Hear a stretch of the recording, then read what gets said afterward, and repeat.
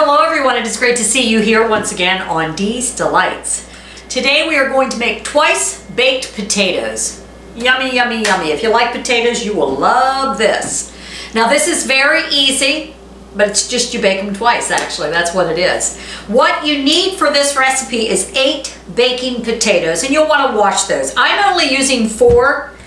These things are massive. They each weigh about a pound. I mean, how much potato do I need? Now you can prep up, you can bake them and prep them up in advance before you bake them the second time. So what I'm gonna do is put these in the oven for about an hour first. You're gonna heat your oven at 400 degrees. You're gonna lather these with canola oil and put them on a pan. So for this you'll need 8 baking potatoes washed, 3 tablespoons of canola oil, 2 sticks of salted butter. Let them set out while the potatoes are baking. And I'm going to cut them into little sections so that they come to room temperature a lot quicker.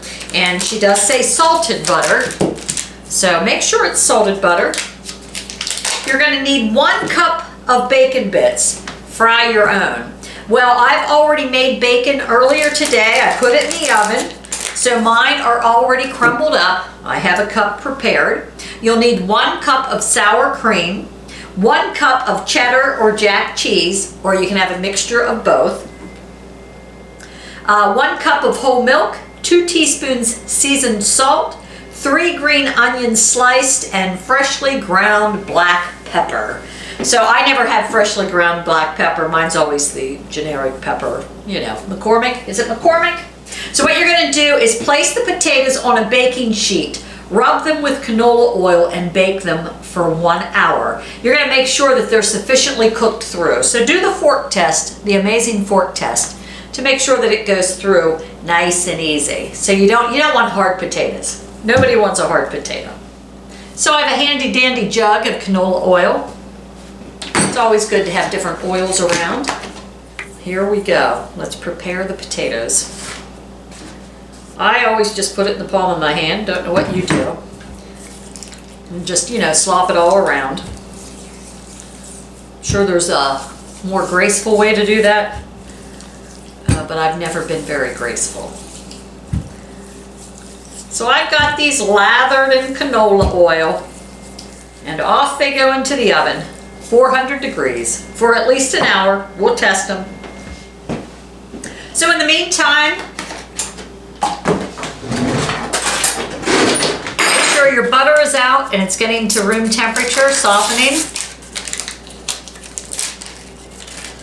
Like I said, I'm going to cut mine in little chunks. It'll help it a little bit. And we're going to end up cutting it in chunks anyway, so that way you're prepared.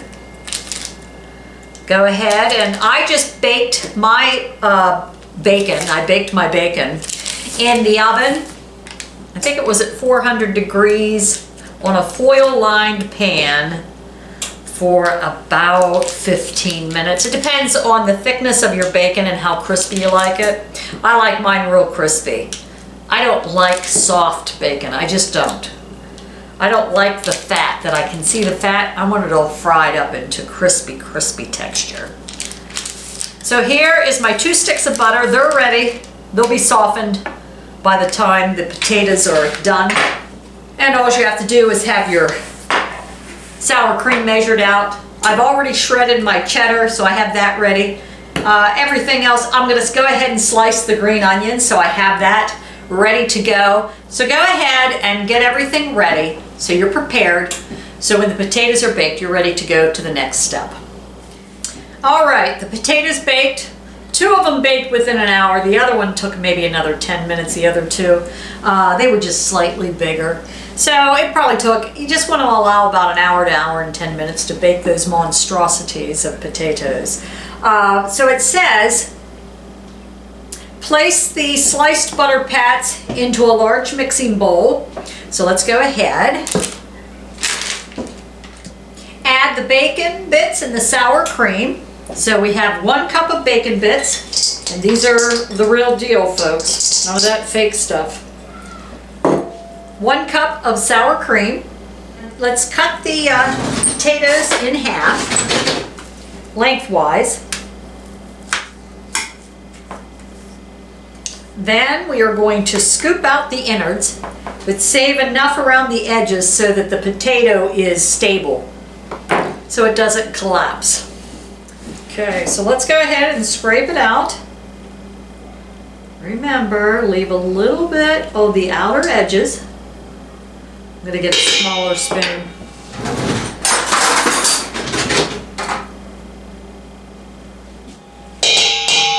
So I'm gonna let it like that.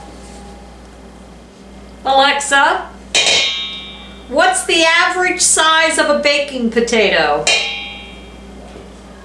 Here's something I found on the web. According to reference.com, the average potato used for preparing side dishes or baking is between 2.7 and 3.5 ounces. Yeah, right. Have you ever seen a potato that's 2.5 to 3.7 ounces? I don't think so. We got pound potatoes right here. I probably, since these were a pounder, I could have probably baked them just a little bit longer.